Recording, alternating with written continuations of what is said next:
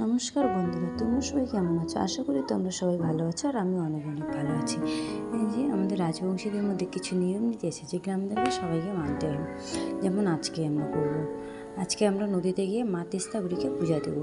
তাই আমি নদী যাওয়ার আগেই বাড়িতে পূজা দিয়ে দিলাম, মাকে ভোগা দিলাম।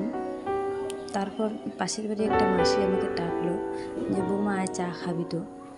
তো আমি চলে গেলাম ওদের বাড়িতে চা খাইতে। চা খাই সবাই মিলে একটু আড্ডা সাড্ডা মারলাম, গল্প করে তারপর আমি বাড়ি আসলাম। বাড়ি এসে রেডি হয়ে চলে গেলাম আমরা মারিয়ার বাড়িতে, মানে যার বাড়িতে পূজাটা করবো আর কি।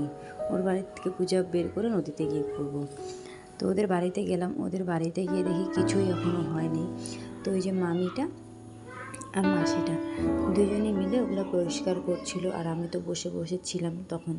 তো আমাকে বললো যে বসে না থেকে এখানে আইসে একটু কাজগুলো কর, ফল টলগুলো বের কর, দেখ কী আনছে কালকে বাজার থেকে, ওগুলো বের করে ধুয়ে কাট। আমি বলি ঠিক আছে। আমি ওগুলো সবগুলোই বের করলাম। বের করার পর আমি সবগুলো ধুয়ে জল এনে ধুয়ে কাটাকাটি করলাম। আর এই দিদিটা এখানে কলার ঝুঁকিটাতে সিঁদুর লাগাচ্ছিল। তারপর হচ্ছে ধুনা দেওয়ার জন্য ধুনাগুলো আমি গুঁড়া করছিলাম। তো বললো যে দে, আমি তাহলে তরমুজটা কাটি, তো দেখো তুই ধুনাগুলো গুঁড়া কর। ঠিক আছে।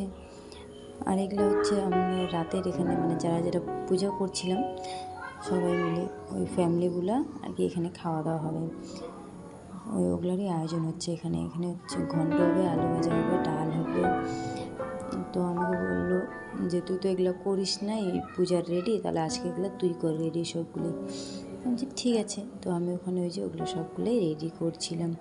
5 ফল দিলাম, কলার ঝুঁকি দিলাম, একজোড়া পান সুপারি সবগুলোই দিলাম ওখানে।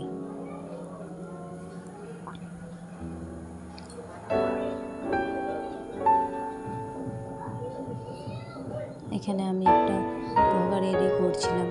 তো এখানে ভোগা দেওয়ার পর ফুল জল দিলাম। ফুল জল দেওয়ার পর আমরা সবাই বেরিয়ে পড়লাম নদী যাওয়ার উদ্দেশ্যে।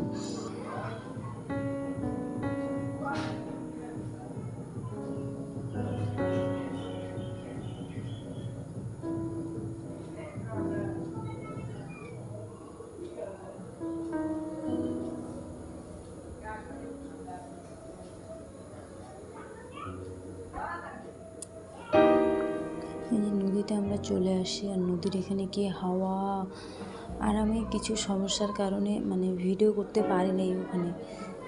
পূজা জানোই তো, সব জায়গায় সব রকম চলে না, তো ওখানে আমি ভিডিও করতে পারিনি।